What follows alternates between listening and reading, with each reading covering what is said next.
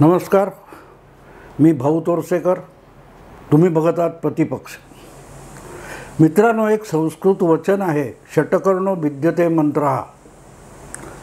रे जी गोष्ट 6 कानांनी ऐकली त्यातली गोपनीयता संपून गेली, असा त्याचा आशय किंवा अर्थ आहे. आणि म्हणूनच कारस्थान, प्लॅन, तुम्ही रणनीती जे काय म्हणाल, जे घडवून आणण्यासाठी तयार केलेली योजना, आणि त्याचं जर सगळ्या जगाला नवल वाटलं पाहिजे तर ती योजना गोपनीय ठेवायला लागते. गोपनीय म्हणजे लोकांना दिसेल काहीही, पण त्यातला हेतू जो असतो तो लपवला जातो, त्याला कारस्थान म्हणतात. आणि म्हणूनच समोर जे दिसतंय त्याच्यावर डोळे झाकून किंवा डोळे उघडे ठेवून विश्वास ठेवला तर आपली फसगत होऊ शकत असते. आणि म्हणूनच मग अशा गोष्टी जर शंकास्पद वाटल्या तर त्या बोलून दाखवणं हे एक नावडतं सत्य असतं. नावडतं सत्य याचा अर्थ असा असतो की जे आपण बोललो तर अनेक आपले जवळचे लोकसुद्धा आपल्यावर राग करू शकतात, प्रक्षुब्ध होऊ शकतात, आपल्यावरच दोषारोप करतात की तू काय वाटेल ते बोलतोयस, तू काय वाटेल ते सांगतोयस. तर ते नावडतं सत्य देखील सांगायची तयारी असली पाहिजे. जर तुमच्या मनामध्ये स्वच्छ हेतू असेल, आणि म्हणून मी सांगितलं की हेतू जो असतो तो लपून अनेक कामं चालू असतात आणि त्यातून काही गोष्टी घडवून आणण्याचं प्लॅनिंग असतं. मी मित्रांनो आज हा विषय तुमच्यासमोर एवढ्यासाठी, षडयंत्र हा आपल्याकडे सरसकट वापरला जाणारा सूडबुद्धी, षडयंत्र हे आता सरसकट शब्द झालेत आणि त्यामुळे त्या शब्दांना अर्थच उरलेले नाहीत. पण तरी त्यामागे काही गोष्टी चालू असतात. आज मी तुम्हाला मराठा आरक्षणाच्या निमित्ताने जरांगे पाटील यांनी उभारलेलं आंदोलन, त्याच्या आधीचा त्यांचं लांबलेलं उपोषण, त्या उपोषणाच्या निमित्ताने तिथे झालेला लाठीमार, लाठीमारानंतर उमटलेली जी काय भयंकर अशी प्रतिक्रिया होती, या सगळ्या गोष्टीचा एकत्रित विचार केल्यानंतर मी जेव्हा शांत डोक्याने त्या सगळ्या घटनाक्रमाकडे बघायला लागलो तेव्हा मला शंका आली, हे एवढं सोपं वाटत नाही. कारण यापूर्वीच्या काळामध्ये म्हणजे देवेंद्र फडणवीस मुख्यमंत्री असताना महाराष्ट्रामध्ये मोठ्या प्रमाणात मराठा मोर्चे सुरू झाले. त्याची सुरुवात नगर जिल्ह्यातल्या कोपर्डीमध्ये एका मराठा मुलीवर भयंकर लैंगिक अत्याचार होऊन तिची झालेली हत्या, यातून सुरू झालेले मूक मोर्चे होते. आणि बघता बघता त्याचं आरक्षण वगैरे याच्यात रूपांतर होत धडक मोर्चे, मूक मोर्चे, ठोक मोर्चे असे वेगवेगळ्या स्वरूपातले मोर्चे होऊन 58-60 पेक्षा अधिक मोर्चे झाले. त्याने राजकारण खूप ढवळून काढलं. पण जवळजवळ गेल्या 5-6 वर्षामध्ये त्याचा एकूण महाराष्ट्रातल्या राजकारणावर, म्हणजे निवडणुकीच्या राजकारणावर, सत्तेच्या राजकारणावर फारसा प्रभाव पडलेला दिसला नाही. आणि म्हणूनच अचानक हे जे उद्भवलेलं जरांगे पाटील यांचं स्तोम आहे, स्तोम मी एवढ्यासाठी म्हणतो की अगदी तुम्ही एक 4 महिने मागे जाल तर जरांगे पाटील, मनोज जरांगे पाटील हे नाव आपण सरसकट ऐकलेलं नव्हतं. वेगवेगळ्या मराठा मोर्चे, सकल मोर्चा, शक्ती मोर्चा, ठोक मोर्चा असे जे वेगवेगळे मराठा मोर्चे आहेत किंवा त्यांचे संघटक, समन्वयक आहेत, त्यांची नावं आपण ऐकलेली होती, पण त्यात जरांगे पाटील नव्हतं नाव. आणि अचानक जरांगे पाटील हे गेल्या दीड महिन्यामध्ये लाईमलाईटमध्ये आलेले, प्रकाश झोतामध्ये आलेले, आणि सरकार त्यांच्याशी बोलणी करायला लागलेलं आहे. पण मग बाकीचे गेली 6-7 वर्ष आंदोलन करणारे जे मराठा नेते होते त्यांचं काय झालं असा प्रश्न डोक्यात येतो. इतकं सहजगत्या झालं की हे सगळं घडवून आणलं. तुम्हाला आठवतं मित्रांनो, जरांगे पाटील यांचं उपोषण लांबच चाललं होतं 15-16 दिवसपर्यंत. त्यांची प्रकृती खालावते असं डॉक्टरांनी सांगितलं होतं आणि तरीही जरांगे पाटील आपला हट्ट धरून बसले होते आणि मुख्यमंत्र्यांनी त्या अतरवल्ली गावामध्ये येऊन आपलं उपोषण सोडवावं यासाठी त्यांनी हट्ट धरला होता.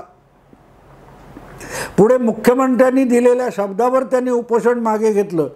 पण त्या उपोषणाच्या स्थळावर असताना जरांगे पाटील वारंवार एक गोष्ट जमलेल्या जमावासमोर तिथे तावातावाने बोलत होते की एकतर आरक्षण मिळेल नाहीतर माझी अंत्ययात्रा निघेल. त्यालाही आता 1 महिन्यापेक्षा अधिक काळ होऊन गेला. ते शब्द आता कोणालाही आठवत नाही.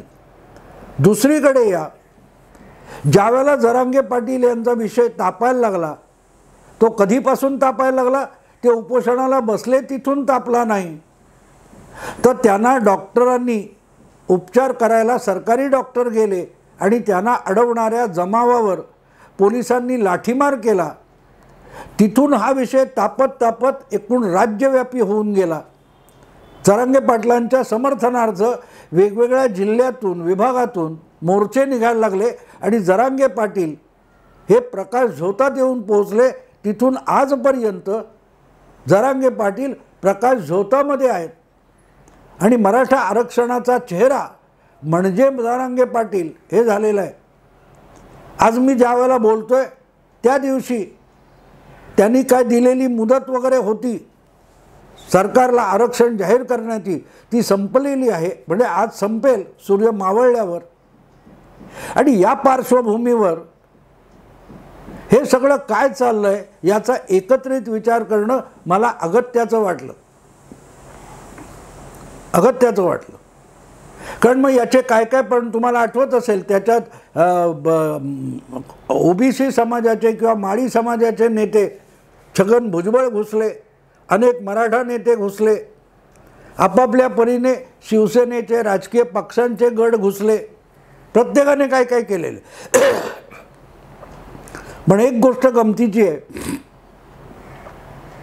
की जरांगे पाटील यांचं स्तोम जसजसं किंवा यांच्यावरचा प्रकाश झोत जसजसा अधिक प्रभावी होत गेला तसतसं वेगवेगळे जे महाराष्ट्रभर 5-6 वर्षामध्ये मोर्चे निघाले होते आणि त्यातून मराठ्यांचं एक नवं नेतृत्व आरक्षणाच्या संदर्भाने पुढे आलं होतं, ते हळूहळू मागे अंधारले गेले.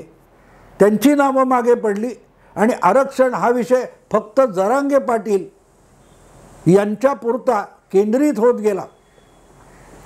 मग उपोषण सोडल्यानंतर काय ती थोडे उपचार वगैरे घेऊन जरांगे पाटील ताजेतवाने झाले आणि त्यांनी पहिली सगळ्यात विराट सभा त्या अतरवल्ली गावामध्ये किती 150 एकर वगैरे जमिनीत घेतली आणि त्याला 2-3 लाख मराठे वेगवेगळ्या भागातून आपापल्या परीने पोहोचले असं सांगितलं गेलं. खरं खोटं आपल्याला माहिती नाही, पण एवढे मोठ्या प्रमाणात लोक आपल्याकडे आपल्या सभेत आपलं भाषण ऐकायला येतील असं जरांगे पाटलांना का वाटलं याचंही उत्तर कोणाकडे नाही आहे.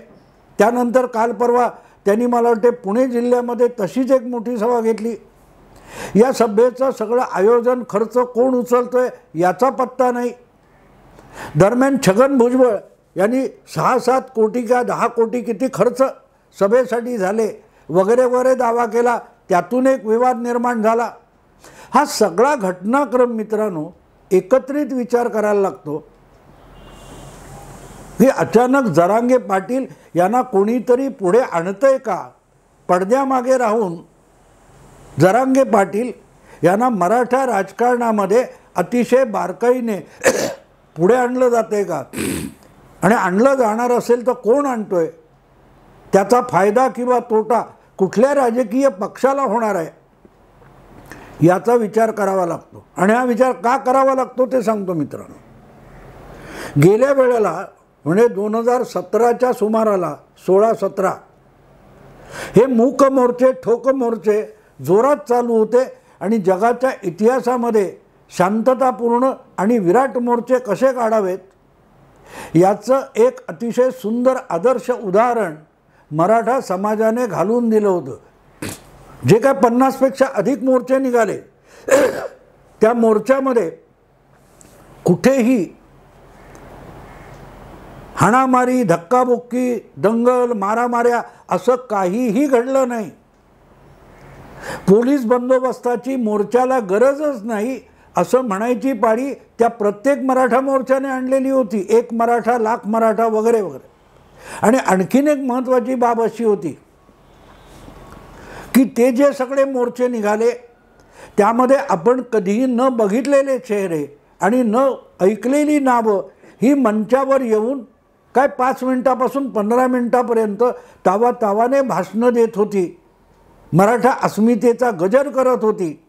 आणि त्यापेक्षाही मोठी गोष्ट अशी होती की त्यामध्ये जी मराठा नेतृत्वाची नावं आपल्याला गेल्या 40-50 वर्षामध्ये माहिती झालीत त्यापैकी कोणालाही त्या मोर्चामध्ये पुढारी पण करू देण्यात आलं नाही. ते मोर्चे उत्स्फूर्त होते आणि त्याचं नेतृत्वसुद्धा उत्स्फूर्त होतं. आणि त्याच्यात कोणतरी एक मोठा आहे ज्याचा शब्द निर्णायक आहे, ज्याच्या शब्दावर अवघा मराठा समाज विसंबून आहे, असं एकही नाव किंवा एकही चेहरा पुढे आला नाही. पण 2017मध्येच महाराष्ट्रातल्या जवळजवळ 12-15 महापालिका आणि सगळ्या बहुतांश जिल्हा परिषदा, तालुका पंचायतीच्या निवडणुका झाल्या होत्या. त्या सगळ्या निवडणुकांवर कुठलाही परिणाम या मोर्चामुळे झाला नाही. आज जे बोललं जाते तावातावामध्ये या जरांगे पाटील यांचं उपोषण, मराठा आरक्षण यामुळे निवडणुकीत कोणाला कोणाला धडा मिळणार आहे, कोणाला कोणाला ते भारी पडणार आहे याची चर्चा आणि विवाद जोरात चालू आहेत. पण एक विसरलं जातं ही जरांगे पाटील एकटे 2-3 मोठ्या सभा घेत आहेत, पण त्यापेक्षाही मोठा प्रभाव पडायचाच असेल तर तो त्यावेळच्या मोर्चाचा पडायला पाहिजे होता. आणि अशा रीतीने पोलिसांच्या गुप्तचर विभागाकडून जी माहिती गोळा केली जाते राजकारणातल्या घडामोडींची आणि त्याच्या प्रभावाची, त्यासाठी मलाही एका वरिष्ठ अधिकाऱ्याने 2017मध्ये विचारणा केली होती. महापालिका जिल्हा परिषद निवडणुकीवर या मराठा आरक्षणाचा काय परिणाम होईल.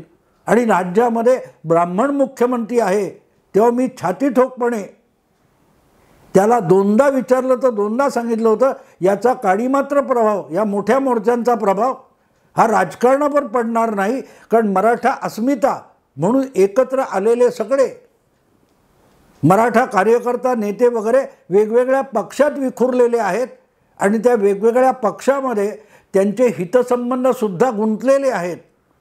त्यामुळे मराठा आरक्षण आणि मराठा मोर्चासाठी एकत्र येणारा जो सगळा मराठा समाज आहे त्याच्या राजकीय अस्मिता किंवा राजकीय निष्ठा या विभागल्या गेलेल्या आहेत.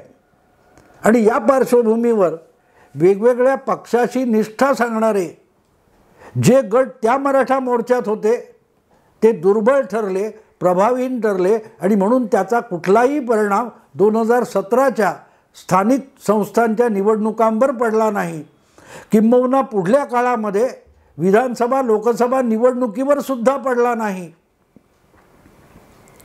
आता ही सगळी पार्श्वभूमी लक्षात घेतली तर अचानक समोर आलेले जरांगे पाटील, मनोज जरांगे पाटील यांचा करता करविता कोण आहे हा प्रश्न नावडता आहे, पण तो विचारला पाहिजे. संघटना वगैरे पातळीवर तुम्ही बघाल तर आजही जरांगे पाटील यांच्याकडे राज्यव्यापी किंवा अगदी वेगवेगळ्या जिल्ह्यांना व्यापणारी अशी संघटना नाही आहे.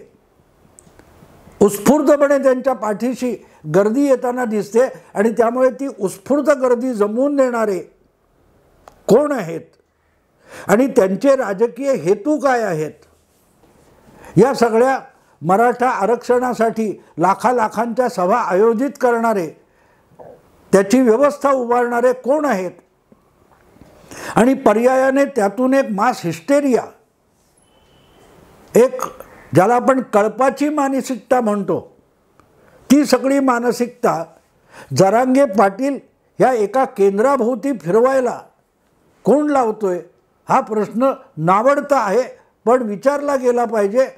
मराठा समाजाने त्याची उत्तरं शोधली पाहिजेत असं मला वाटतं. कारण माझ्या मते मराठा आरक्षणाचा विषय हा एकूण जाती व्यवस्थेशी निगडीत असण्यापेक्षा तो विस्थापित मराठे आणि प्रस्थापित मराठे असा आहे. दीर्घकाळ गेल्या 60 वर्षात महाराष्ट्रात राजकारणामध्ये मराठ्यांचंच वर्चस्व आणि प्रभुत्व राहिलं असं म्हटलं जातं. पण ते मराठ्यांचं म्हणजे जातीचं नव्हतं, तर मोजक्या एक 4-5 हजार सुखवस्तू श्रीमंत अशा प्रस्थापित मराठा परिवारांचं वर्चस्व राहिलं आहे. त्यांच्या पलीकडचा मराठा हा तळागाळात तसाच खितपत राहिला आहे, ज्याची अवस्था सामान्य दलित आणि ओबीसी पेक्षा सुद्धा वाईट आहे.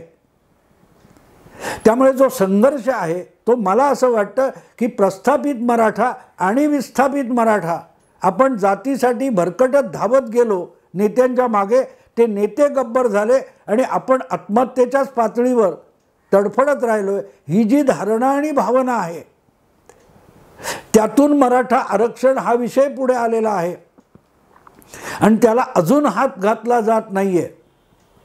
आणि अशा पार्श्वभूमीवर गेल्या 4-5 वर्षामध्ये वेगवेगळ्या भागातले वेगवेगळे मराठा मोर्चा समन्वयक नेते यांच्या हाती आलेलं मराठा नेतृत्व अलगदपणे त्यांच्या समोर डोळ्यासमोर त्यांच्याकडून काढून घेऊन कुठल्या तरी एका व्यक्तीच्या हाती जावं असा डाव खेळला गेलाय का कल्पना नाही आहे मला. पण मला अशी शंका येते की जरांगे पाटील हे एका व्यक्तीभोवती मराठा आरक्षणाचं आंदोलन केंद्रित करणं हा कदाचित एक प्रकारचा राजकीय डाव असू शकतो. कारण एक गोष्ट लक्षात घ्या, जरांगे पाटील यांनी उद्या कुठलंही राजकीय भूमिका घेतली तरी त्यांच्या माजून सगळा मराठा समाज जाणं मला केवळ अशक्य वाटतं. आणि याच्यात सगळ्यात मोठी साक्ष ही यापूर्वीच्या हरियाणा, गुजरात आणि राजस्थान या तिन्ही ठिकाणच्या अशा आरक्षण आंदोलनांनी दिलेली आहे. पटेल आरक्षणाचा हार्दिक पटेल हा तरुण नेता अगदी भाजप विरुद्ध दंड थोपटून उभा राहिला आणि 5 वर्षानंतर स्वतःच भाजपमध्ये गेला, आधी काँग्रेसमध्ये गेला. तेच राजस्थानात झालं, तेच हरियाणात सुद्धा झालं, जाट आंदोलन आणि गुज्जर आंदोलन. त्यापेक्षा मराठा आंदोलन वेगळं नाही आहे. आणि जसं मराठा आरक्षण हे कोर्टात अडकून पडलेलं आहे तसंच पटेल, जाट आणि गुज्जर हे आरक्षणसुद्धा कोर्टातच अडकून पडलेलं आहे. आणि अशा पार्श्वभूमीवर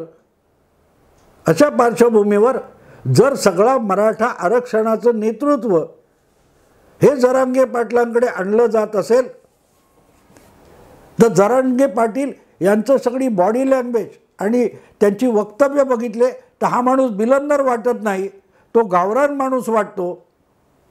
अगदी काय ते वेडात मराठे वीर दौडले सात म्हणतात तसा एखाद्या गोष्टीसाठी स्वतःला झोकून देणारा माणूस आहे असं जरांगे पाटील यांचं व्यक्तिमत्व आहे.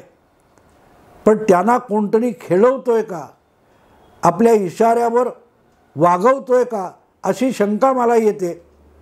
कारण ज्या प्रकारे जरांगे पाटील यांचं स्तोम माजवलं जाते त्यातून मराठा आरक्षणाचं आंदोलन किंवा मराठा अस्मितेचं आंदोलन अधिक भक्कम आणि व्यापक करायचं आहे की एक दिवस त्यातली हवा काढून घ्यायची. या दोन्ही बाजूने सगळ्यांनी विचार करावा, राजकीय विश्लेषकांनी करावा, मराठा नेत्यांनी करावा, विस्थापित मराठ्यांनी करावा, प्रस्थापित मराठ्यांनी करावा, उरलेल्या सगळ्या ओबीसींनी करावा. विचार करण्यासारखी गोष्ट आहे मित्रांनो.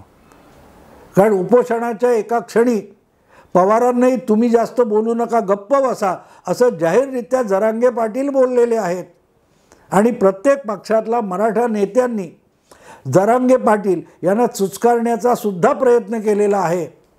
या सगळ्या बाजू लक्षात घेतल्या तर जरांगे पाटील यांचं मराठा जनमानसावर जे गारुड निर्माण झाले त्याविषयी माझ्या मनात अनंत शंका आहेत की जरांगे पाटलांचं वाढणारं स्तोम हे भविष्याच्या राजकारणात कोणाला भारी पडणार आहे याचा आत्तापासूनच सगळ्यांनी विचार करावा एवढंच आवाहन करून थांबतो. आवडलं लाईक करा, शेअर करा, सबस्क्राईब करा. नमस्कार.